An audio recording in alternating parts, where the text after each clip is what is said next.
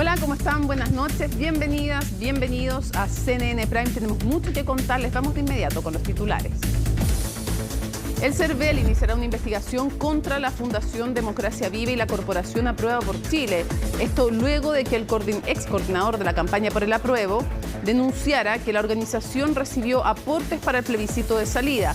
Por otra parte, el presidente Boric valoró la decisión de Contraloría de congelar cualquier toma de razón de actos que signifiquen traspaso de dinero entre el Estado y las fundaciones y señaló que es importante distinguir las culpas ante lo que él denominó como festival de renuncias que pide la oposición.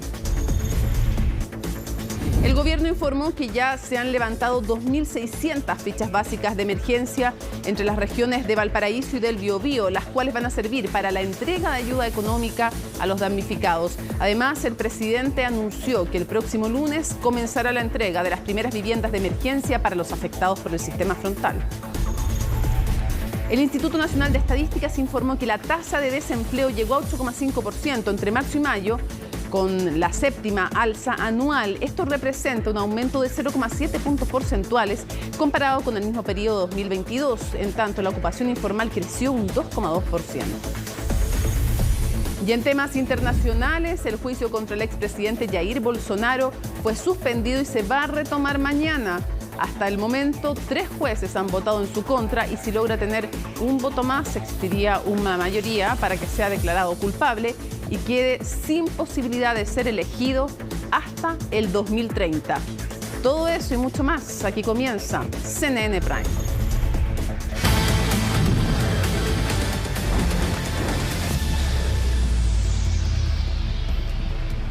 El presidente Gabriel Boric anunció que el lunes va a comenzar la entrega de las primeras viviendas de emergencia en las zonas afectadas por el sistema frontal. De todo ello nos reporta en vivo Valentina Nieto. Valentina, buenas noches. Hola Mónica, muy buenas noches. Claro, lo anunció acá en la comuna de Coihueco, en la región del Ñuble, en la visita que realizó precisamente a esta comuna, a los sectores rurales, en donde pudo conversar con algunos de los vecinos que se vieron afectados por el paso de este sistema frontal y las posteriores inundaciones que llevó finalmente las lluvias que ocurrieron durante los últimos días. Hubo anuncios importantes en materia de ayudas estatales, tú lo decías, ya va a comenzar la entrega de viviendas de emergencia a partir del próximo día lunes. Además, el lunes siguiente también va a comenzar el pago de este bono de recuperación que, recordemos, habían dicho desde el Ejecutivo, la idea es que comenzara desde la próxima semana. Es un bono que puede llegar hasta 1.500.000 pesos, dependiendo del grado de afectación que tenga cada una de las familias en este sistema frontal. Pero además, el presidente estuvo acá recorriendo parte de los sectores acá en la región del Ñuble, conversando con algunos de los vecinos y vecinas de los sectores rurales de esta comuna, quienes principalmente le planteaban la necesidad de poder avanzar sobre todo en un sistema de agua potable que fuera muchísimo mejor, entendiendo que luego del paso de este sistema frontal habían colapsado los pozos, ya sea sépticos sanitarios como también los de agua bebestible. Por lo tanto, se habían mezclado estos dos fondos de agua y ahora tenían una problemática importante con el abastecimiento de este bien. Le solicitaban además a poder avanzar cuanto antes con la recuperación de las viviendas, entendiendo que empieza a hacer frío. Ahora se siente una sensación térmica muy baja, por lo tanto la humedad al interior de las viviendas es algo que preocupa y necesita ser resuelto cuanto antes. Ante esto, entonces, es que el presidente Gabriel Boric anuncia que ya a partir de la próxima semana se va a tener entonces esta ayuda estatal, va a comenzar la entrega de las viviendas de emergencia y también lo que es el bono de recuperación que va a estar depositados en la cuenta RUT de las personas que hayan sido catastradas durante los últimos días a través de la ficha FIDE. Señaló además el mandatario que en caso de que una persona no tenga cuenta RUT puede ir directamente a una sucursal del Banco Estado comenzado a retirar el fondo que se le haya asignado. La idea entonces es poder hacer llegar cuanto antes estas ayudas. Por eso mismo también es que se ha avanzado de manera intensa durante las últimas jornadas en poder levantar estas fichas FIDE. Tú lo decías ahí en titulares, se catastra en más de 2.600 las fichas que han sido ya registradas. La idea es que ya mañana se pueda tener el catastro final, que sea sistematizado y así se pueda comenzar con este pago. Esta misma información va a ser entregada también al Ministerio de Vivienda, el que va a comenzar con la aplicación de una segunda ficha técnica, la ficha 2 que dijo el presidente Gabriel Boric, va a ser también muy importante para poder entregar estos bonos de ayuda, estas viviendas de emergencia también. Pero lo que fue la jornada durante este día jueves acá en la zona sur del país, lo vemos en el informe que preparó nuestra compañera Daniela González.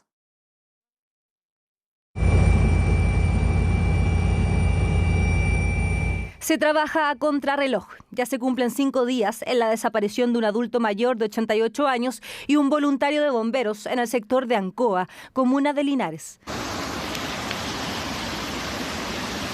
Los esfuerzos son desesperados. El río Ancoa recién comienza a dar tregua, pero un nuevo sistema frontal amenaza en la labor de búsqueda.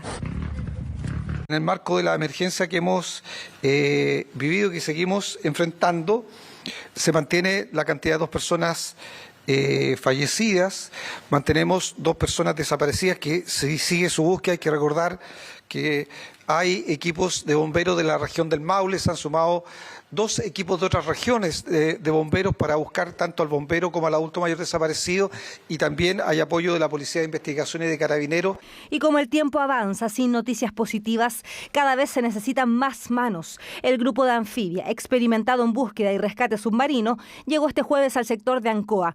Una emergencia que los afecta particularmente, ya que don Pedro Ibáñez, el adulto mayor extraviado, perteneció al ejército. Hay un compromiso general con todos nuestros compatriotas, pero sin duda que hay un compromiso muy personal con la familia del señor Ibáñez, del sargento Ibáñez. Hemos estado permanentemente en comunicación con ellos y le hemos expresado que obviamente cuentan con toda nuestra disposición, no vamos a dejar a uno de los nuestros atrás. No les vamos a dejar solos en esta búsqueda porque sabemos lo que afecta hoy día al Cuerpo de Bomberos de Linares esta situación, y se han desplegado, insisto, desde el día sábado y hasta hoy día no se ha dejado de buscar a estas 2 personas que son hasta el minuto las únicas 2 presuntas desgracias que se mantienen vigentes. La situación está lejos de mejorar. Todavía 7.950 personas permanecen aisladas y más de 1.600 viviendas están totalmente destruidas. Para estas familias, el bono de recuperación comenzará a pagarse el próximo lunes. Así lo recalcó el presidente Gabriel Boric en su visita a Coihueco. A partir del próximo lunes vamos a comenzar a entregar ya las primeras viviendas de emergencia para las familias que han sido más afectadas con daño total o descuadre de las mismas viviendas. Y este proceso se está realizando a través de la aplicación de la ficha 2 del MIMBU, que sirve para identificar los distintos tipos y niveles de afectación que presentan las viviendas. Mi mamá, ella sufrió, yo creo que pérdida casi total de la casa, porque se está toda cortada y todo. Ella debiera ayudar con el tema de la casa. Ya desde mañana se va a iniciar la entrega en las diferentes regiones afectadas del país de más de 4.000 millones de pesos para la alimentación y bebida animal y o apícola, para ir en apoyo de los pequeños agricultores. Esto se va a traducir en montos de entre 400.000 y 100.000 pesos, que van a ser entregados a usuarios y no usuarios de INDAP. Alimento para los animales sí realmente necesitamos nosotros. A partir del lunes ya íbamos a estar recibiendo esa ayuda. Esperamos que sí sea. Y aunque los esfuerzos están enfocados en los rescates y en la búsqueda de desaparecidos, la conectividad no deja de ser un tema. Los trenes entre Santiago, Chillán y Concepción al menos tendrán 2 meses para su recuperación. Y el paso fronterizo de los Libertadores estará cerrado por lo bajo 1 semana por importantes rodados y riesgos en la ruta cordillerana. Lo que se observan son, en este caso, 3 socavones en que el río ha dañado, horadado las vías, y eso por supuesto es materia de preocupación, y estamos trabajando en identificar perfectamente exactamente cuál es el tamaño del problema, y también más arriba tenemos una serie de rocas que han caído precipitados sobre la vía, lo que también nos va a significar en suma que por lo menos esta vía va a estar interrumpida del orden de una semana, al menos. Eso sí, este viernes se retomará el servicio de trenes hacia Curicó y la búsqueda seguirá incansablemente hasta encontrar a las personas desaparecidas. Bueno, y el informe entonces de nuestra compañera Daniela González. Lo cierto, Mónica, es que hay preocupación también por la búsqueda de estas dos personas que hasta el minuto son las únicas dos que permanecen desaparecidas en el sector del río Ancoa, esto en la comuna de Linares. Por eso es que, tal como detallaba el informe que preparó nuestra compañera, llegó durante esta mañana también un grupo anfibia del ejército, esto para poder redoblar los esfuerzos, entendiendo la gravedad de los hechos, que ya también son varios días en los que no se ha podido tener su rastro. Hablamos de un adulto mayor y también de un bombero que estaba participando de las labores de rescate precisamente de esta persona. Por lo tanto, ahí están también los esfuerzos puestos, además de lo que es el trabajo que se está realizando para poder ayudar a las distintas familias que se vieron damnificadas por el paso de este sistema frontal. Ahí lo decía también el presidente Gabriel Boric, se va a entregar también un aporte importante para aquellos agricultores que han resultado dañados por las inundaciones, entendiendo que por un lado, por ejemplo, se perdieron gran parte de los cultivos. Por eso estos aportes monetarios, que van a ir desde 100.000 a 400.000 pesos, van a ser tan relevantes para la compra de alimento para animales, pero además lo que va a ser la ayuda a la producción agrícola, ¿no? Porque ya una cosa es lo de las inundaciones, que hizo perder gran parte de los cultivos, pero ahora vienen las heladas, que eso también va a complicar mucho acá en la zona. Así que son varios los esfuerzos que se están realizando acá para poder ayudar a las personas que se han visto dañadas tan duramente por el paso de este sistema frontal. Sí, Valentina, es bueno destacar un par de cosas. La ayuda en todos los ámbitos para los agricultores, para las personas respecto de sus enseres, para reconstruir vivienda, va a ser escalonada, más aquellos que han sido afectados más. Sí. Pero es súper importante lo que tú has mencionado en todos tus despachos, que no hay... Que las personas tengan la certeza de que no hay impedimentos para recibirla. ¿En qué sentido? Si no están porque perdieron su casa está dañada y se tuvieron que mover a otro lugar, pueden ir a la municipalidad. Si no tienen, como lo decía también en la nota, si no tienen cuenta RUT donde se les deposite, hay otra forma de ir a buscarlo en efectivo. O sea, que haya tranquilidad en ese sentido, según lo que han indicado las autoridades, que va a haber facilidades para que en momentos tan complicados, tan fregados como los que están viviendo, con tanto dolor también, no sea estos detalles burocráticos una imposibilidad para recibir lo que es finalmente no un regalo, es una ayuda que se merecen porque han pasado por dificultades y todo el país entiende que se pone al servicio de ellos. Así debiera ser siempre, debiera ponerse siempre, y se pone en estas emergencias el Estado y los recursos para afrontar esta emergencia. Sí, sin duda, Mónica. De hecho, las mismas autoridades son las que han dicho que en caso de que algún vecino no haya recibido a ningún tipo de efectivo del Ministerio de Desarrollo Social o de la municipalidad para que levante esta ficha FIDE, sean ellos mismos, si es que pueden, quienes se dirijan directamente al municipio para que puedan llenar esta ficha, porque es la ficha básica, tal cual dice su nombre, para poder entregar las distintas ayudas que está disponiendo el Estado. También esto que tú mencionabas es bien importante, que en caso de que no tengan cuenta RUT, va a haber otros mecanismos a través de los cuales se les va a poder entregar estos fondos, entendiendo que los necesitan, sobre todo, Mónica, por la llegada del invierno, que ya comienza a ser muy dura, empieza a ser frío y por lo tanto es necesario que ellos puedan volver a la normalidad, o se intente llegar a la normalidad lo antes posible. Y me gustaría también, Valentina, tú lo destacabas en alguno de los reportes y creo que es importante que hagamos en CNN Prime también ese énfasis. Aquí hay personal de emergencia de los municipios, de ONG, del Ejército, en general de las Fuerzas Armadas, de Carabineros, de la PDI, que están trabajando. Algunos de ellos tienen familias que también han sido afectadas, otros vienen desde otras zonas, otros afortunadamente no tuvieron esa afectación. pero ha sido un trabajo constante. Los bomberos también. Hay uno, de hecho, desaparecido por ir a ayudar a otras personas. O sea, son gente que deja a sus familias por días, por largas jornadas. Y yo quiero preguntar también cómo has visto tú ese trabajo, cómo está también la moral de ellos, porque enfrentar una emergencia en que están consolando a otros cuando ellos pueden estar sufriendo por su familia, o en el caso de los bomberos, por uno de sus compañeros con el que trabajaban todos los días, un trabajo que además es voluntario. Me imagino que están siendo jornadas duras también para todo este personal que trabaja en la emergencia.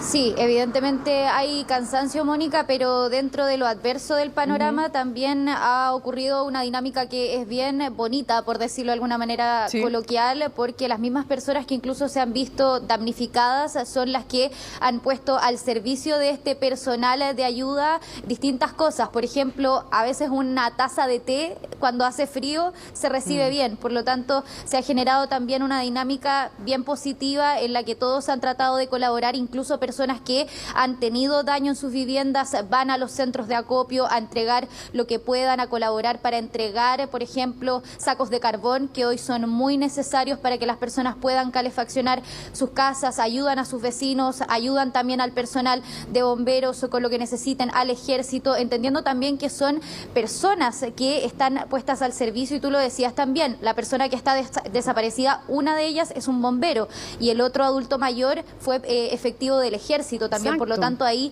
hay una situación incluso institucional que toca muy directo y que por lo tanto, dicen ellos, van a poner todos los esfuerzos para poder encontrarlos lo antes posible, incluso con el cansancio, con el desgaste que significa estar aquí trabajando prácticamente 24/7. Valentina, nos llegaba también, lo comentamos ayer, lo reporteamos ayer, tú nos das el reporte en terreno junto a todos los equipos que están desplegados en CNN Chile, pero hay hartas dudas a través de redes sociales. ¿Qué pasa con los colegios? ¿Cómo va aquello? Que es otra preocupación, porque hay colegios afectados, hay familias afectadas, por supuesto, pero hay colegios como infraestructura afectados y está la preocupación si van a poder o no volver después de las vacaciones de invierno y en qué condiciones. Sí, ayer hablábamos con el ministro de Educación, Marco Antonio Ávila, y lo que él señalaba es que habían dispuesto todo para que para el 17 de julio, que es la fecha en la que vuelven los alumnos después de las vacaciones de invierno, puedan tener todos los establecimientos en funcionamiento. Y en caso de que no pueda ser así porque las condiciones son adversas, ayer estuvimos de hecho en Licantén visitando un colegio que terminó completamente inundado, se perdió gran parte del material educativo. Lo que se va a hacer en esos casos es poder reinstalar a los alumnos en algún otro colegio que esté cercano a sus casas para que no pierdan clase, entendiendo que esto es de primera necesidad. Incluso lo que han dicho desde el Ministerio de Educación y desde Junaed es que para todos aquellos alumnos que perdieron sus cuadernos, sus lápices, todo lo que sea material educativo, se va a reponer también durante estas semanas que quedan antes de que empiece el segundo semestre, para que puedan contar con todos los elementos necesarios para que puedan retomar sus clases con la mayor normalidad posible. Así que la idea es poder cubrir, Mónica, todos los frentes que ha dejado esta emergencia acá en la zona centro-sur del país, entendiendo que hay problemáticas de educación, de agricultura, de vivienda. Son muchos los puntos que necesitan ser atendidos y que requieren también el esfuerzo de las autoridades para que pueda llegar a las familias lo antes posible. Sí, y aquí el Estado que trabaje bien, que ocupe bien los recursos importantes, pero también cada uno de nosotros en distintas instancias.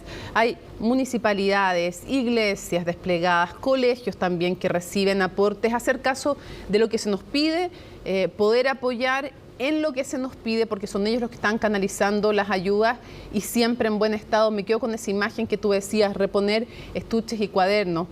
Hay familias que han perdido mucho, cosas muy importantes, a veces todo. Y un estuche, o sea, el niño que perdió esos lápices con los que trabajaba, ese cuaderno donde estaban sus materias, ya lo ha pasado re mal. Qué importante poder volver al colegio con todos los útiles que requiere para retomar las clases. Todas generaciones además están afectadas por la pandemia. Valentina Nieto, muchísimas gracias desde Coihueco en esta ocasión, dando cuenta de lo que son estos días de emergencia en la zona y que vamos a seguir. No nos vamos a olvidar de esta emergencia. Buenas noches, Mónica. Que Buenas estés muy noches. bien.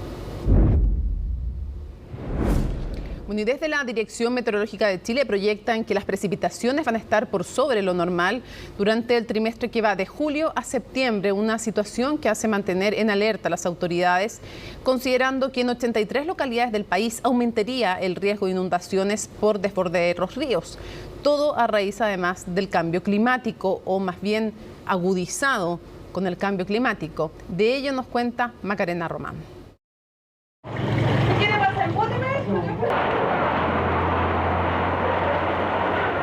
Estas son imágenes de 26 años atrás y que lamentablemente no distan mucho de lo que sucedió durante el fin de semana en la zona centro-sur. Es que para muchos literalmente volvió a llover a la antigua. Lo de ahora me hizo recordar fácilmente unos 35 años para atrás. No era la agüita que cae aquí, una gotita y nada más, pues llovió como a la antigua. A la antigua porque como ahora hay chubasco, es más suave. Y antes llovía, pero harta agua. Lluvia esperada considerando la mega sequía que registra nuestro país hace años y que mantiene déficit de precipitaciones en todas las ciudades, con excepción de Coyhaique. Previo a el evento, por ejemplo, la ciudad de Santiago tenía un déficit que alcanzaba el 80%.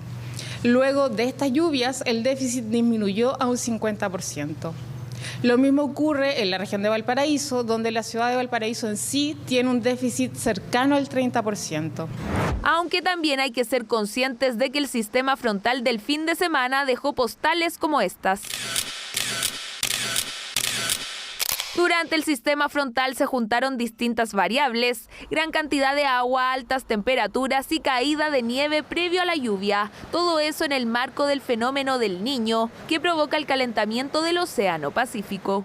Cambio climático significa calentamiento global. La probabilidad de que tengas eventos de precipitación normales o intensos, pero no extraordinariamente intensos, pero sumado a temperaturas altas, el efecto con una geografía como la que tiene Chile, eso lo hace definitivamente más probable.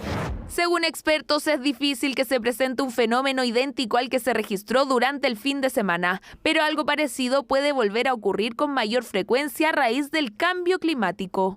Y entonces la ocurrencia de estos eventos muy fuertes, muy intensos, que en general ocurren una vez cada 30, 40, 50 años, eso va a ocurrir más regularmente. Sistemas frontales que también hicieron volver a preocuparse de los vertederos ilegales, es que son más de 200 hectáreas solo en la región metropolitana afectadas por este fenómeno que se intentará frenar con acciones legales. Un dueño de un terreno que lo preste y que lo lucre para un vertedero ilegal puede recibir como primera instancia al menos una multa por 680 millones de pesos. Acciones que todo hace parecer que son urgentes. Desde botellas, plumavit, de todo había aquí. Había hasta una reja de una cuna. Con eso les digo también parte de los ejemplos que pudimos ver y que estaban a simple vista en este lugar. Eso en Maipú, en el canal Santa Marta, mientras en Pudahuel, en el puente Mapocho, sacaron más de 800 toneladas de basura. 30 procedimientos que hemos hecho este año. Retiro de camiones que transportan, retiro de camiones que botan, tenemos causas en fiscalía. Y aún así los esfuerzos han sido insuficientes. Por eso autoridades metropolitanas confirmaron que la próxima semana se realizará una reunión técnica y en 15 días más se evaluarán las acciones que se concretarán. Todo considerando que según la Dirección Meteorológica de Chile, entre julio y septiembre, el total acumulado de precipitaciones estará sobre el rango de normalidad. Atención con lo siguiente, porque en nuestro sitio web pueden encontrar todas las informaciones, también las entrevistas en medio de esta catástrofe y todas las de Chile y el mundo. Pero atención, porque ahí les contamos de los distintos montos según el nivel de daños. Se lo comentábamos tanto a nivel de lo que tiene que ver con agricultores, los enseres, comercio, según el tipo de afectación, la cantidad y el monto en que se les va a ayudar a apoyar a las personas y a los negocios, a las pymes, Y bueno, ahí ven uno de los ejemplos, la entrevista con CNN Chile, en que el subsecretario de Desarrollo Regional, Nicolás Cataldo, explicó cómo va a funcionar entonces el pago del bono de recuperación para las personas catastradas con la ficha básica de emergencias, que ya van en 2.600, y la idea es empezar a pagarlo lo antes posible. La entrevista completa entonces la pueden revisar en nuestro sitio web cnnchile.com. Bueno, ya el comercio sorprendió al mercado laboral. A pesar de la fuerte caída en las ventas de los últimos meses, ese rubro destacó como uno de los que más empleo produjo en el último año. Por eso la desocupación bajó a 8,5% respecto al último mes. Belén Saldías nos explica si esto fue algo puntual o si marca tendencia. Sorpresa en el mercado laboral. Eso es lo que se evidenció luego de que el Instituto Nacional de Estadísticas diera a conocer que la desocupación entre marzo y mayo de este 2023 fue 8,5% en el país. Esto significa un aumento de 0,7 puntos porcentuales si comparamos el mismo periodo del año anterior. La tasa de desocupación del periodo marzo-abril-mayo fue de 8,5%. Esto se explica por un aumento de 2% en 12 meses de las personas ocupadas y un aumento de 12,3% en 12 meses de las personas desocupadas, que es mayor en proporción, y eso hace que la tasa de desocupación aumente. Pero la sorpresa es que baja 0,2 puntos respecto a la medición de febrero-abril. Fue una sorpresa positiva porque lo que estábamos esperando es que la tasa de desempleo registrara algún aumento marginal y en vez de eso mostró una leve disminución respecto a los meses anteriores. Pero se requieren más datos y por lo tanto hay que tomarlo con cautela. Al mirar por sexo, la desocupación de las mujeres lidera con 9,1%. Esto quiere decir un punto porcentual completo más que la de los hombres, que es de 8,1%. Además, el incremento anual de las cifras está fuertemente influenciado por el alza de la fuerza de trabajo, que en esta medición está por sobre los ocupados. Esto evidencia que hay una mayor cantidad de personas buscando empleos por sobre las ofertas laborales. Vemos que hay un mucho mayor interés por buscar trabajo, tanto en tráfico a nuestra plataforma, con un 15% más de tráfico que el periodo anterior, como postulantes, donde tenemos un 24% de postulantes mayores que en el periodo anterior. Hay 3 sectores económicos donde la expansión del trabajo fue mayor. Actividades de salud con 10,4% de alza anual, seguido por transporte y el comercio. En específico, durante el último año se crearon más de 179.000 puestos de trabajo y en el último mes fueron unos 20.000. En primer lugar, destacar que en el último año se han creado alrededor de 180.000 puestos de trabajo, de los cuales 127.000 son empleos formales. Segundo, la tasa de informalidad se ha mantenido estable en torno a los 27,4 puntos. La composición de la creación anual de empleo mejoró y eso tiene que ver con un repunte de la generación de empleo asalariado formal en el sector privado, que hasta el dato del mes pasado, por lo menos, estaba virtualmente estancado. Y las cifras de hoy nos muestran que vuelve a aumentar el empleo asalariado formal en el sector privado respecto al año anterior. En el otro extremo se encuentran las actividades que disminuyeron las plazas, como las inmobiliarias, hogares como empleadores y la construcción, con una baja de 3,7%. Se van a destinar alrededor de 50.000 millones de pesos para la creación de nuevos puestos de trabajo a través de un subsidio para las pequeñas y medianas empresas. En segundo lugar, recordarle también a las empresas de menor tamaño que ya se encuentran activados los subsidios para acompañar el alza del salario mínimo. Y finalmente, seguimos ocupados en las regiones afectadas por el temporal. Aunque los números fueron mejores a los esperados, los analistas son escépticos de que esto sea una tendencia. Por eso están muy atentos a los próximos indicadores de actividad, como el IMASEC de mayo, que será publicado el lunes por el Banco Central. Y pongan mucha atención a lo siguiente, porque la Contraloría ordenó congelar nuevos traspasos de recursos públicos a organizaciones sin fines de lucro, todo esto a raíz del caso Democracia Viva, evidentemente, ¿no? Mientras el presidente de la República llamó a detener lo que él denominó como, comillas, festival de renuncias que ha pedido la oposición, al tiempo que respaldó al ministro de Vivienda, Carlos Montes, un tema que reportó Estefanía Bustamante. Sobre sus hombros cargaba la responsabilidad de informar a primera hora al presidente de los resultados de su viaje a Antofagasta tras entregar los antecedentes a la Fiscalía Regional del caso Democracia Viva. La visita a los campamentos, la reunión con los dirigentes, la reunión allá con los parlamentarios y así también la conversación con el fiscal del caso.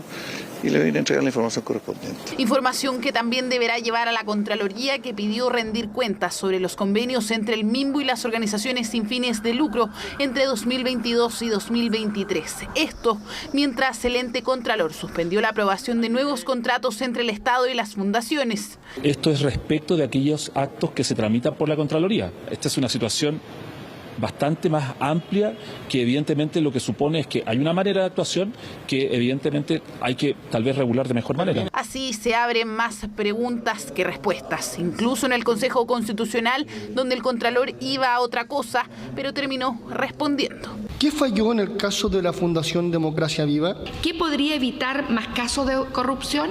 Lo que existe acá es una carencia de regulación del punto de vista de cómo están a nivel legal reguladas estas instituciones. Regulación que no solo se limita al caso Democracia Viva. En la región de Los Lagos se abrió una investigación de oficio en el gobierno regional por transferencias a fundaciones. En el Maule, una indagatoria por traspasos a urbanismo social que integró el actual Seremi de Vivienda Regional. Tiene por objeto investigar la eventual existencia o comisión de delitos que tengan relación con fraude al fisco u otros en el uso de dichos dineros. Es una oportunidad, a pesar de esta situación injusta, por la marca que se pone o el manto de deudas que se pone sobre nosotros, vemos una oportunidad para poder explicar adecuadamente qué es lo que ha ocurrido. El Serviu del Maule suscribió 2 convenios con urbanismo social por 109 millones de pesos. Explican que en ambos casos la autoridad se inhabilitó. Cuando he visto que ha existido alguna postulación, me he asegurado no solamente de cumplir con el deber de abstenerme. Yo voluntariamente he declarado mi inhabilidad para poder conocer no solamente de la contratación precisamente, sino además de todo el proceso administrativo. Es una persona que ha sido bastante competente en su desempeño y vamos a ver de las cuestiones que están circulando que tiene algún fundamento. Aparte un equipo del Ministerio de la Vivienda, del más alto nivel del Ministerio de la Vivienda, a hacer una investigación preliminar. En urbanismo social también participó hasta 2017 la militante de RD y actual delegada presidencial del Biobío, una de las 2 autoridades de gobierno mencionadas en la querella de Revolución Democrática para ser citadas a declarar, también bajo la presión de parlamentarios que abogan por su salida. Cuando se presume que todos son igualmente responsables por hechos distintos, al final nadie termina siendo responsable. ¿Qué es lo que se le imputa a Daniela Dresner concretamente? ¿De qué la están acusando? O en el caso del Seremi de Vivienda del Maule. Ni el Seremi del Maule ni Daniela Dresner tienen responsabilidades políticas que pagar. Una de las tantas campañas que hizo Aprueba por Chile previo al plebiscito del 2022 para recaudar fondos. Donde se depositaron es lo que busca transparentar el ex coordinador de campaña en una carta al Consejo para la Transparencia. Tenía que ver con rendiciones de platas políticas, tenía que ver con una serie de mecanismos. Ya la carta había sido enviada al Ministerio Público y al CERVEL, quienes son los únicos que pueden opinar. El ex coordinador de campaña explicó que inicialmente se eligió a la Corporación Aprueba por Chile para recibir donaciones, hasta que llegó al tope permitido por el Servicio Electoral. Así se designó a una recién creada Democracia Viva, que recibió un total de 51 millones de pesos, número que no concuerda con los del CERVEL. El Servicio Electoral procederá a iniciar los procesos administrativos sancionatorios que correspondan y eventualmente a aplicar las sanciones de multas que procedan en conformidad con la normativa. Así, el Servicio Electoral investigará la actuación del ex coordinador de Aprueba por Chile, la corporación que lleva el mismo nombre, y a Democracia Viva, la fundación ligada a militantes de Revolución Democrática que abrió una crisis sin bordes para el gobierno. Bueno, Democracia Viva no está solo bajo los ojos de distintos organismos e instituciones del país, sino también bajo la mirada de los partidos oficialistas, donde admiten estar frente a una crisis del sector. ¿Era que no? En Revolución Democrática, además, distintos miembros le han pedido a la diputada Catalina Pérez asumir tanto las consecuencias judiciales como políticas. ¿A qué se refieren? Bueno, de ello trata la nota de Francisca Cárdenas. Quienes estén involucrados en actos de fraude al fisco, de conflicto de intereses, tienen que responder ante la justicia. Y es la Fiscalía y la Contraloría que indagan por estos días al partido que se ha transformado en el gran dolor de cabeza del oficialismo y la moneda. Todos los timoneles del sector le han exigido a Revolución Democrática entregar cada detalle del caso de Democracia Viva, esto mientras que en la colectividad intentan calmar las aguas. Sancionar todo lo que haya que sancionar, caiga quien caiga. Caso de posible corrupción que remece las bases fundacionales del Frente Amplio, y pese a que los dirigentes del sector plantean que ahora se debe recalcar la necesidad de una agenda que promueva la probidad y transparencia en las colectividades, la molestia interna ha marcado las reuniones privadas, principalmente desde el socialismo democrático. Aquí el gran problema es que cuando uno hace política desde la moral, se da cuenta después en la práctica de que nadie está exento de tener situaciones complejas. Manejar estos tiempos de crisis para los partidos no es fácil y por tanto creo que a eso se debe todos los cambios de discurso. Cuando una crisis no se toma en su debida manera y no se generan las soluciones respectivas, por supuesto que generan estos aspectos de desunión. Yo creo que hoy día hay que esperar cómo Revolución Democrática sigue desarrollando su rol interno. Algunos dicen que es solo un momento y que se debe seguir avanzando, pero distintas voces e incluso el mismo ministro fundador de RD, Giorgio Jackson, ha calificado como dolorosa una situación que va en contra de algo que los congregaba en sus inicios: la lucha contra la corrupción. En el fondo igual esto nos pega fuerte porque golpea como parte de nuestros valores importantes, que es la probidad, la buena fe en la política. ¿Y eso qué significa? ¿Que nunca va a haber actos reñidos con la probidad en el Frente Amplio? No, no significa eso. Personas pueden cometer estos actos. En todo caso, bueno, Revolución Democrática es un partido del Frente Amplio, no es el conjunto del Frente Amplio, se ha querido mezclar aquí también hartas cosas. Así las cosas, juntos pero no revueltos, en el partido del presidente remarcan además que las responsabilidades políticas deben ser individuales y no colectivas, algo que no es suficiente incluso en RD, donde exigen que la diputada Catalina Pérez dé una explicación no solo a sus pares, sino también a la ciudadanía. Las confianzas en general están muy frágiles en niveles históricos. A nivel nacional. Hace mucho tiempo tuvimos una fractura, política importante en nuestro país, producto de justamente las desconfianzas. Y esto lo que viene a hacer es profundizarlas. Debiese ser ella quien pudiese explicarle, no solo, a la Fiscalía, por supuesto, para que sea ella quien pueda investigar, pero también a la ciudadanía que está esperando y por supuesto también a las bases. Creo que aquí hay muchas personas que están esperando que la compañera pudiese salir a hablar su declaración. Y seguirán a la espera porque hasta ahora ha habido silencio absoluto por parte de la parlamentaria, mientras que su expareja Daniel Andrade, principal implicado en el caso, comunicó a través de correo electrónico su renuncia no solo al partido, sino que también a todo el oficialismo.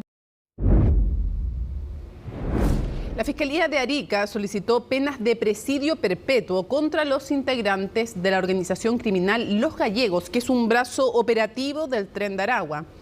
El nivel acusatorio fue presentado ante el Juzgado de Garantía de Arica y solicita la aplicación de la máxima sanción penal para 11 acusados por diversos delitos como homicidios, secuestros, tráfico de armas, de droga y hasta también trata de personas, entre otros. Las penas sumarían más de 200 años de presidio si juntamos a los 33 acusados restantes. Actualmente la totalidad de ellos se encuentran en prisión preventiva en distintos complejos penitenciarios del país, esto en el marco de la indagatoria que comenzó en enero de 2022 y contempló 3 grandes operativos policiales en Cerro Chuño. La investigación de la Fiscalía de Arica y la Brigada Antinarcóticos y contra el crimen organizado de la PDI estableció que el clan Los Gallegos era liderado por los acusados Johnny Keir Paredes, Jorge Galavis y Misael Zambrano. Asumimos el compromiso como Fiscalía Regional de luchar con todo respecto a los distintos delitos vinculados al crimen organizado que se estaban cometiendo en la región. Y es así que se produjo la detención de más de 44 sujetos vinculados al clan de Los Gallegos, un brazo operativo del Tren de Aragua. Y respecto de esta organización, el día de ayer ya dedujimos la acusación, donde estamos pidiendo 11 presidios perpetuos. y además donde estamos pidiendo otras tantas penas respecto del resto de los integrantes de esta organización. Siendo así, ahora estamos a la espera de que el tribunal fije la audiencia de preparación de juicio oral y podamos llevar adelante ya el juicio en contra de estos sujetos y presentar todas las pruebas que hemos reunido hasta la fecha. El Encuentro Nacional Empresarial de la Araucanía, conocido como ENELA, es un espacio que busca la discusión público-privada con miras a mejorar la situación actual en la Araucanía, donde nuestro canal CNN Chile fue media partner. El evento se realizó en el contexto de crisis de seguridad que se está viviendo en la región y Cristian Soto tiene los detalles. Con la 26ª prórroga del estado de excepción a la región de la Araucanía vigente, esta zona busca salir de una crisis que viene arrastrando por mucho tiempo. En este contexto, en Temuco, la ministra del Interior, Carolina Toá, asistió a la 19ª versión de ENELA, el Encuentro Nacional Empresarial de la Araucanía, que reunió a agentes del sector público, privado y la academia, para analizar y discutir los desafíos de la región. El lema de esta edición fue Paz para el Desarrollo. Esta dupla de paz y desarrollo es una dupla en la que creemos firmemente como gobierno y creemos que es codependiente. Sin paz no llega el desarrollo, sin desarrollo no llega la paz. Por eso es tan importante tener buenas estrategias para construir ese camino. Enfrentamos hoy un escenario de alta incertidumbre en el que la economía no logra despegar.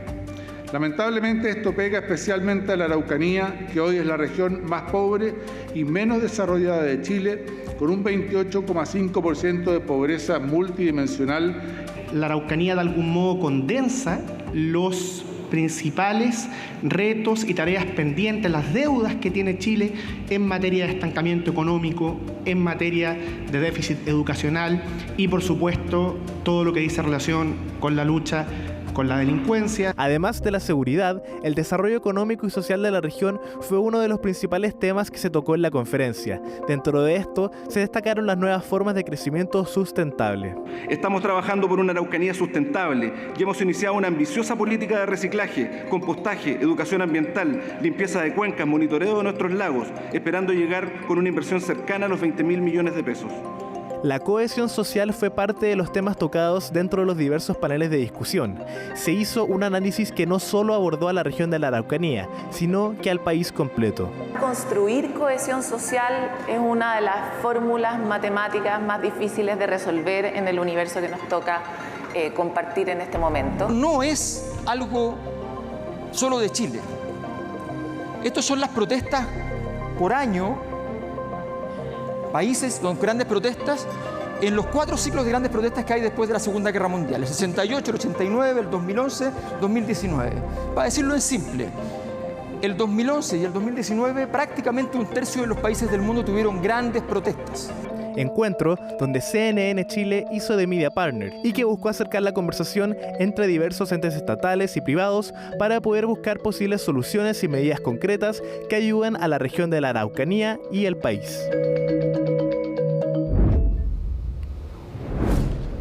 Bueno, y el gobierno condenó el ataque incendiario ocurrido en Victoria en medio de una visita que realizaba la ministra Carolina Toá, como vimos recién, en el marco de este seminario, de este encuentro, a la región de la Araucanía. Catalina Sánchez tiene todos los detalles de esta información preocupante, una vez más desde la Araucanía. Catalina.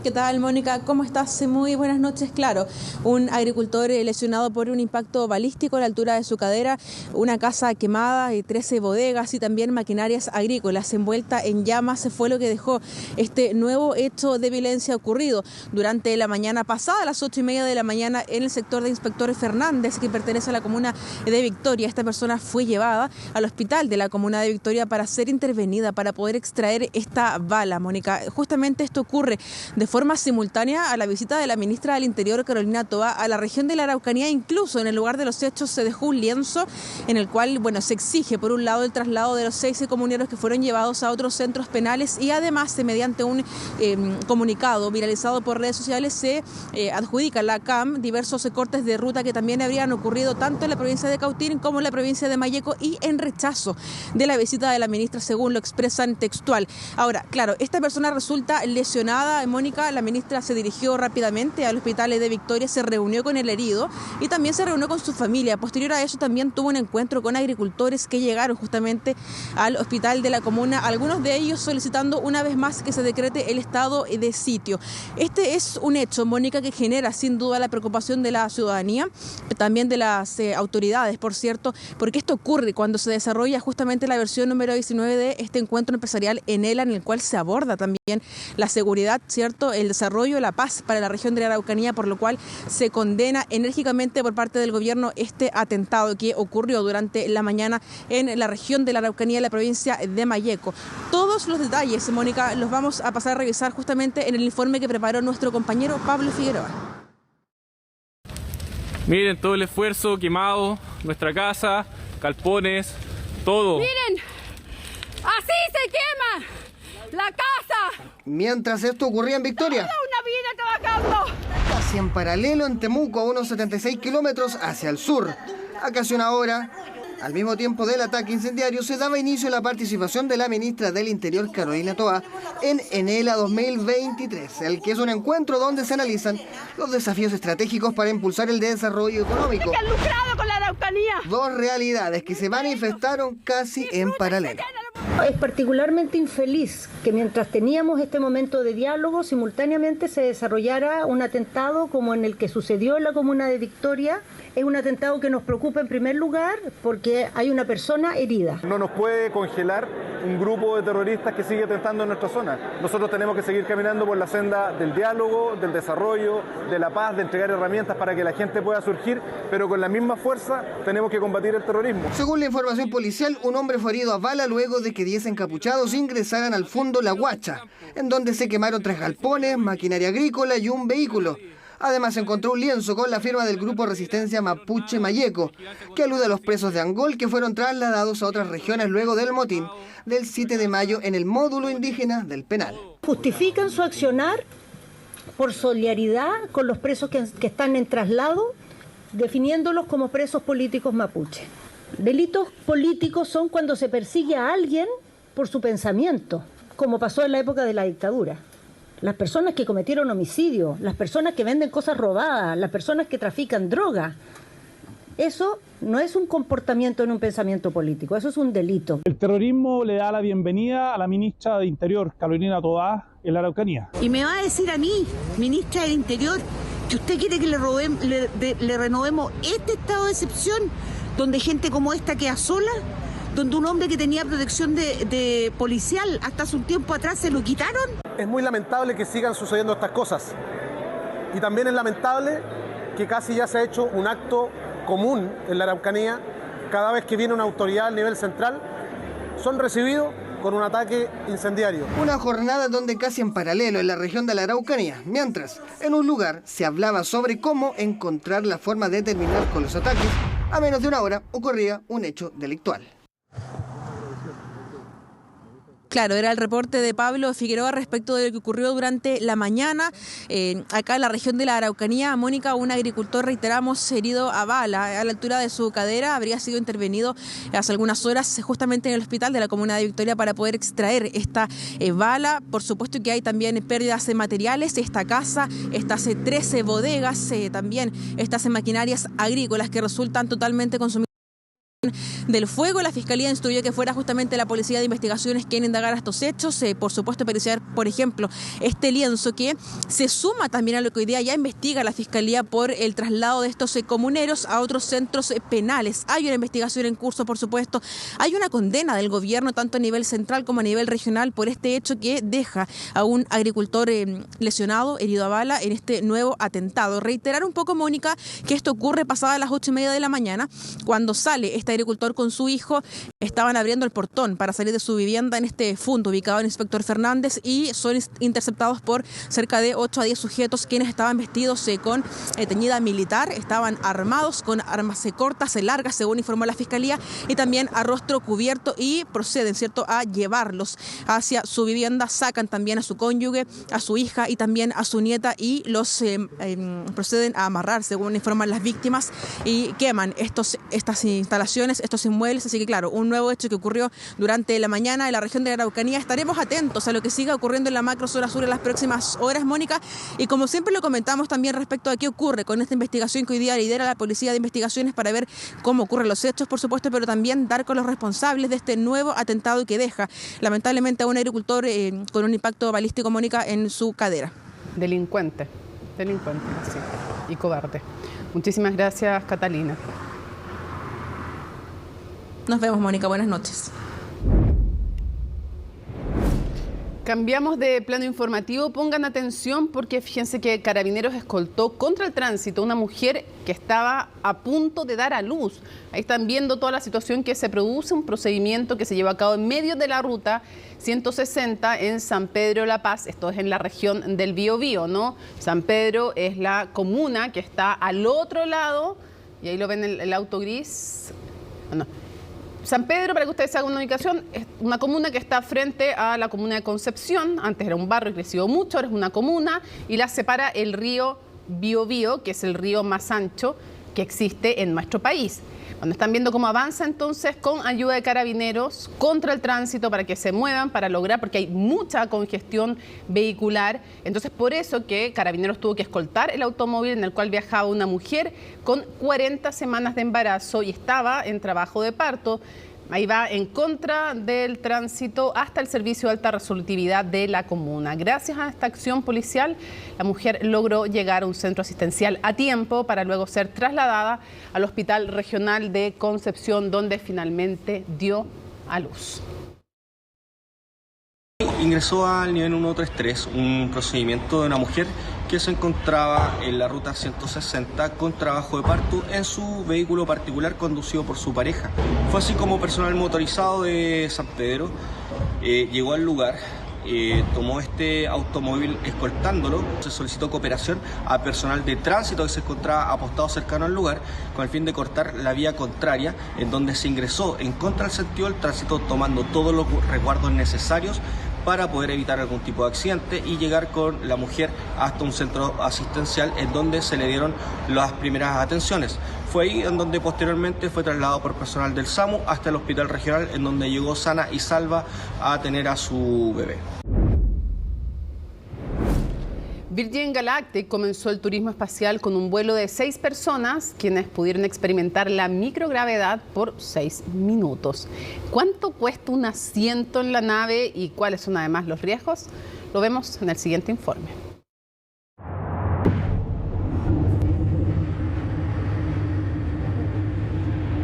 Enjoy the Zero G experience. This is amazing. Parece un grupo de astronautas rumbo a una misión espacial, pero no, se trata del primer vuelo comercial exitoso de la historia del planeta. Un hito que abre el turismo espacial de la mano de Virgin Galactic, firma del multimillonario británico Richard Branson, que pretende inaugurar una nueva era. De hecho, fue una escena muy linda desde el principio. Incluso al subir junto al avión al lado de nosotros, estábamos conectados al avión. Ver este otro avión volando junto a nosotros fue impresionante.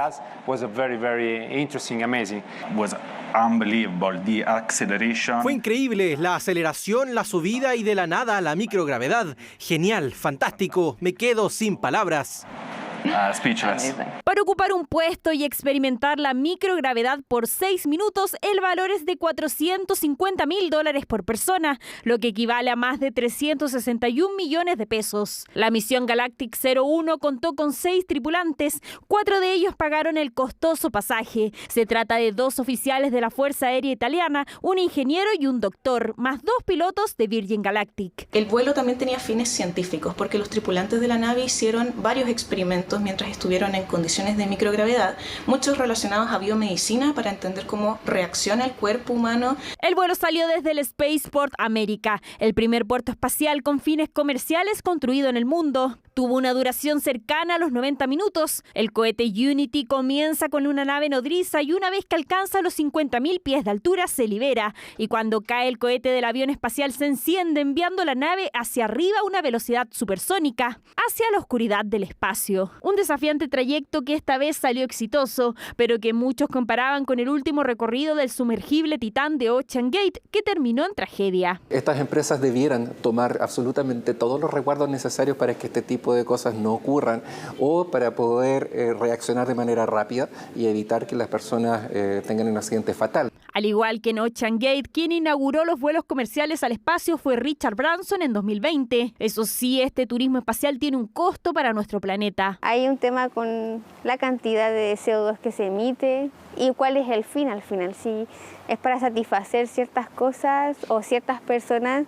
El siguiente vuelo está programado para principios de agosto y será 100% comercial, con la ambiciosa meta de realizar 400 vuelos al año. Avances espaciales que llegan en paralelo a un importante hallazgo astronómico en materia de ondas gravitacionales. Se trata de la primera evidencia de un fondo de ondas gravitatorias. Tiene una importancia del origen del universo, de cómo se expande el universo, porque esas ondas viajaron a través del universo, entonces son afectadas por la expansión del universo. Entonces tiene que ver mucho con el origen, con la expansión y, bueno, obviamente con el futuro del universo. Lo que viene más importante, lo que estamos viendo hasta ahora es solo la emisión en conjunto. No estamos viendo cada uno de estos agujeros negros supermasivos chocando en forma individual o fusionándose en forma individual. Eso lo vamos a poder ver en ondas gravitacionales, ojalá en alrededor de 10 años más. Un descubrimiento que tomó más de 15 años de estudio y que resultará en una nueva forma de observar y entender el cosmos y el tan incierto origen del universo. Volvemos a poner los pies en la tierra para conversar con Isel. Todas las informaciones internacionales. ¿Cómo estás? Buenas noches. ¿Cómo estás, Desde Mónica? los cielos. A Francia directamente. Estamos comenzando esta revisión internacional en el país europeo porque la verdad es que las últimas horas han sido bastante tensas en ese país. Hay varios reportes, de hecho, pese a la hora que es allá ya entrada la madrugada, se han registrado incluso incidentes en el centro de París, no solo en los distritos, en los alrededores de la capital francesa, sino que incluso ahora con reportes ya dentro del propio centro de la capital francesa. Y de hecho, estaba revisando hace algunos minutos atrás, exactamente, las imágenes son bastante gráficas de la violencia que se ha registrado en las calles y según el último reporte que señalaban aquí las autoridades, Mónica, ya se habla más de 400 personas detenidas producto de estas manifestaciones que, como lo hemos señalado en otras oportunidades, se originaron a raíz del asesinato de este joven de 17 años en medio de un operativo policial, cuando aquí la policía le había pedido que detuviera su auto, pero sin embargo, y lo veíamos también ese día martes en el registro que hay en redes sociales de uno de los testigos, sin embargo este adolescente decide acelerar el vehículo y eso lamentablemente termina con su vida. Todos los detalles de esta jornada que comenzó bastante tranquila con la convocatoria realizada por la propia familia de este joven, lo vamos a revisar en el siguiente informe de Gabriel Palma.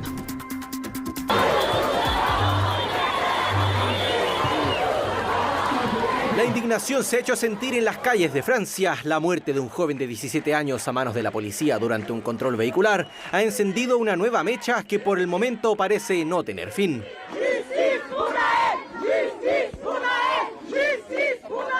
Este jueves se vivía el tercer día de protestas en el distrito de Nanterre. Esta vez la movilización fue convocada por la propia familia de Naël en un llamado para honrar la vida del joven. Naël era mi hijo, un chico de 17 años. Era respetuoso, amable, amoroso, servicial. Que todos estén allí, por favor, para marchar. Toda Francia si es necesario. Marcharemos, haremos la ruta que estaba haciendo mi hijo. La marcha pacífica convocada por la madre de Naël poco a poco se convirtió en una réplica de lo que se ha vivido en las pasadas noches, donde la violencia se apodera de la movilización.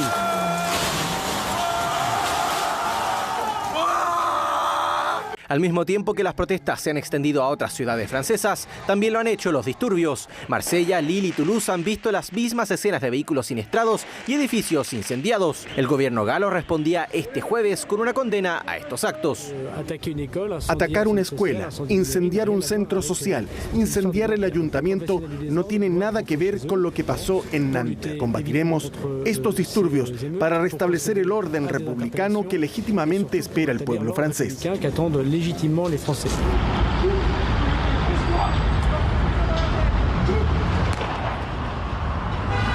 Este video es clave para la investigación que está en curso. Es un registro del momento en el que el joven de 17 años hizo caso omiso a la orden del policía y aceleró su auto. Segundos después, el agente le dispararía a quemarropa. Al día siguiente, el presidente Emmanuel Macron condenaba el actuar policial. Tenemos un adolescente asesinado. Es inexplicable e inexcusable. Estas declaraciones desataron las críticas de los sindicatos de policías, quienes alegaron que Macron no estaba aplicando el principio de presunción de inocencia. 24 horas después, el mandatario entregaba nuevas declaraciones.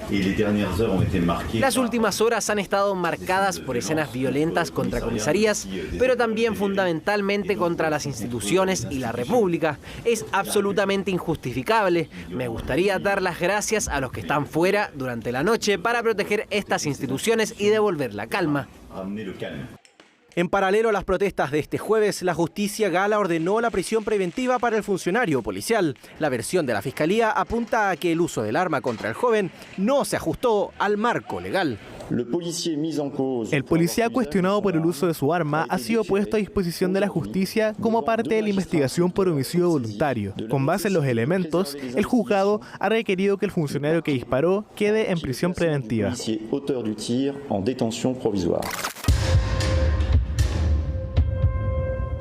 Para los franceses es inevitable recordar las manifestaciones ocurridas en 2005, cuando 2 jóvenes, hijos de inmigrantes, murieron luego de que la policía los persiguiera. Un hecho a considerar es que, según un informe realizado por la agencia Reuters, la mayoría de las muertes atribuidas a la policía francesa desde el año 2017 son de minorías afrodescendientes o árabes.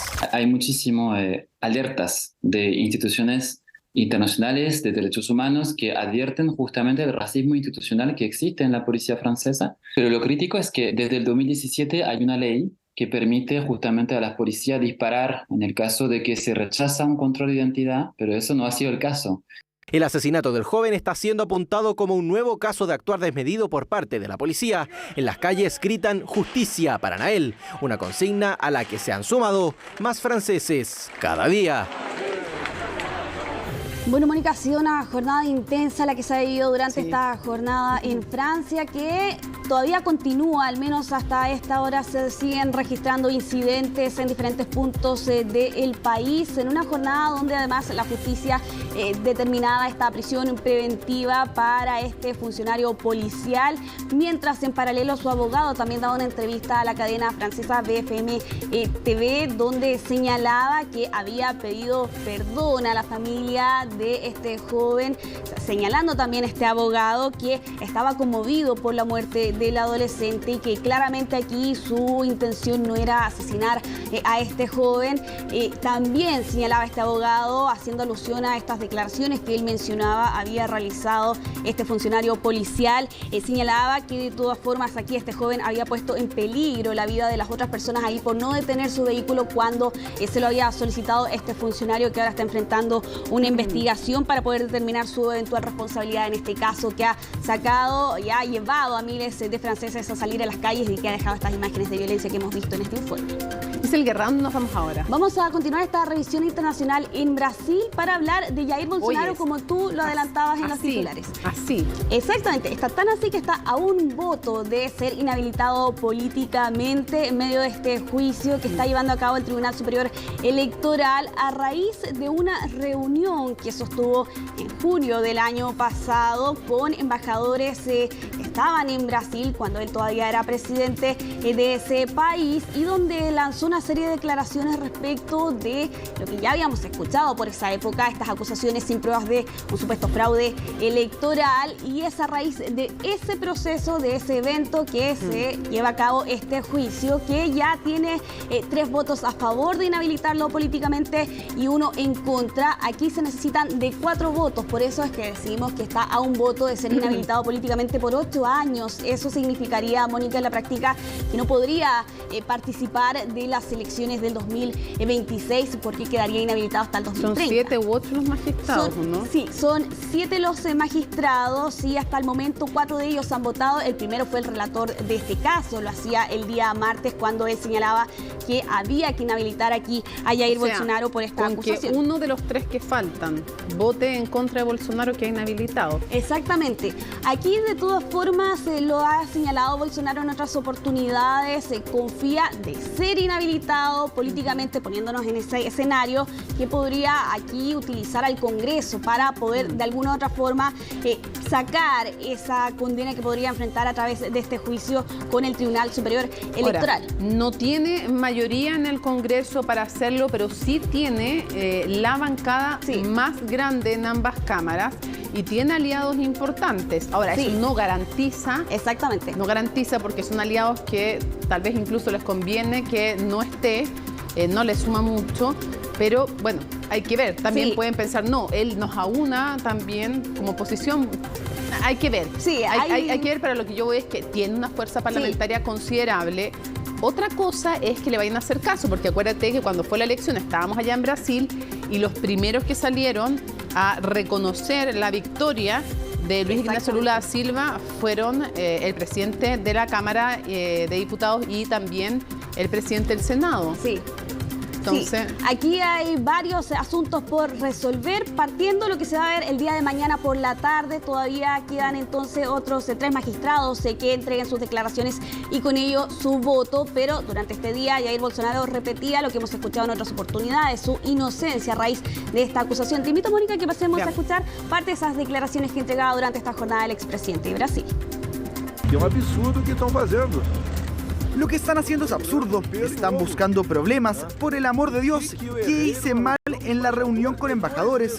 Solo me reuní con los embajadores porque 2 meses antes, el señor Edson Fachin, quien también estaba en el TSE, también se reunió con los embajadores. No soy culpable, no cometí ningún delito al reunirme con los embajadores. Ahora me acusan y me quieren despojar de mis derechos políticos bajo una acusación de abuso de poder político. La gente no lo entiende. Abuso de poder político. Bueno, aquí en concreto se lo juzga por presunto abuso de poder, también uso indebido de los medios de comunicación, porque justamente este encuentro que llevó a cabo hace un año atrás con los embajadores se fue emitido por la televisión pública brasileña por 1 hora, y eso es también otro de los puntos que también están siendo considerados por parte de estos 7 magistrados. A la espera estamos, sin duda, de cuál va a ser la decisión que adopten. Se había especulado, Mónica, con que por ejemplo, uno de ellos podía aquí apelar a extender por 30 días el proceso. Eso al menos hasta ahora no ha ocurrido. Esto ha seguido la pauta que se preveía hasta hace algunos días atrás, recordando que esto comenzó la semana pasada, continuó el martes pasado y ahora estamos a la espera de lo que va a ocurrir el día de mañana, porque durante esta jornada fue suspendida esta votación que se extendió por 4 horas.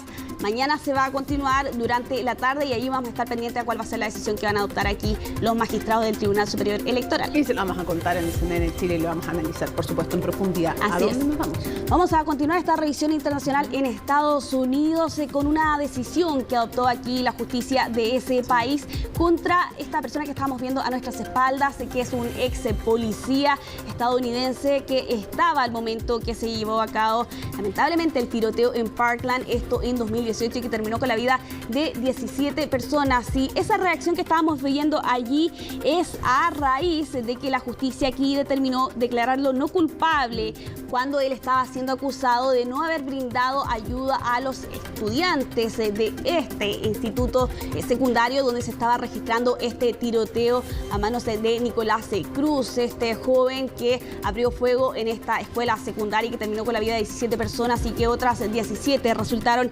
lesionadas. Aquí este hombre, este ex agente policial, pero también ex encargado de seguridad del instituto, estaba acusado de no detener el tiroteo pese a tener un arma en su poder, porque aquí lo que señalaban es que se quedó entre 30 a 40 minutos en el exterior de este recinto de educación en medio de este ataque. Y después de 4 días de deliberaciones, durante esta jornada se leyó el veredicto donde se lo declaró no culpable estos 11 cargos que pesaban en su contra, desde negligencia infantil, negligencia culposa hasta perjurio.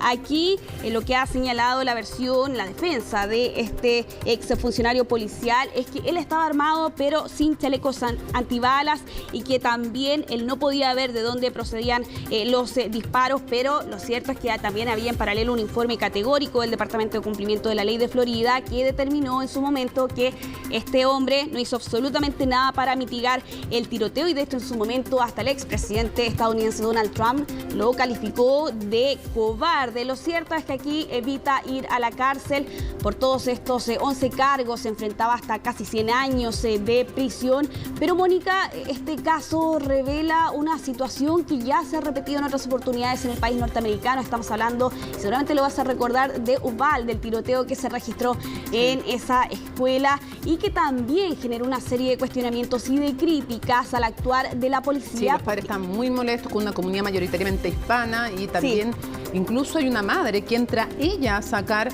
a su hijo del colegio, ¿no? Y de todas formas, con el pasar del tiempo se llevó a cabo una investigación con un informe categórico que en el caso de Uvalde determinó que en esa oportunidad se registró un fallo sistémico porque, entre otras cosas, no había un liderazgo claro en el momento, que tardaron bastante tiempo en ingresar, pese a que desde afuera se escuchaban los disparos. Pues bien, estos dos casos también dan cuenta de otro análisis que se realiza al actuar de la policía en estos casos de tiroteos que lamentablemente, y lo hemos hablado en otras oportunidades, se repiten lamentablemente con demasiada frecuencia. Aquí lo podemos ver también a nuestras espaldas la reacción que tomaba entonces este ex policía al ser declarado no culpable en medio de esta acusación donde lo apuntaban por no haber ayudado a los estudiantes de Parkland en ese tiroteo que dejó 17 personas fallecidas. Vamos a finalizar esta revisión internacional en México, Mónica, con la ola de calor, que ya lo habíamos hablado en otras oportunidades. Sí. Y aquí ya hay cifras de la Secretaría de Salud que confirman que 112 personas han perdido la vida producto de estas intensas olas de calor que se han registrado en las últimas semanas. Es un informe de la Secretaría de Salud que está actualizado hasta el día domingo pasado y que de todas formas se contrasta con la información que entregaba el gobierno de Andrés Manuel López Obrador la semana pasada cuando señalaban que no se habían registrado muertes en todo este tiempo. Pues bien, este reporte señala que estas 112 muertes están registradas en 8 estados, en concreto el estado de Nuevo León es el que lamentablemente tiene la mayor cifra de víctimas fatales. Solo en ese estado han muerto 64 personas y de este reporte también se desprende las edades que más registran estas muertes. En concreto son los adultos mayores. Al menos hasta ahora en este reporte se habla no solo de golpes de calor, sino que también deshidratación. Hay un caso, Mónica, de una familia que murió al interior de un vehículo, que estaba durmiendo en su auto con el aire acondicionado y que murió intoxicado producto de esa situación. Lo cierto es que ya van en la tercera ola de calor en este periodo y se prevé que los próximos días comience una cuarta cuando recién ahora está terminando esta ola de calor que también está afectando a Estados Unidos. Bastante crítica la situación de México, sobre todo considerando no solo las víctimas fatales, que ya son 112 según este reporte, sino que también aquí se habla de algunos incendios esporádicos y llamativos porque se están registrando en zonas que antes no se registraban, justamente debido a que los termómetros han escalado por sobre los 40 grados. Complejo. Otro recordatorio más, el frío, el calor, las lluvias extremas, en fin, del calentamiento global. Muchísimas gracias, Giselle. Nos vamos juntas a la pausa y volvemos porque hay muchas más noticias que revisar en CNN Prime. Noticias, solo noticias.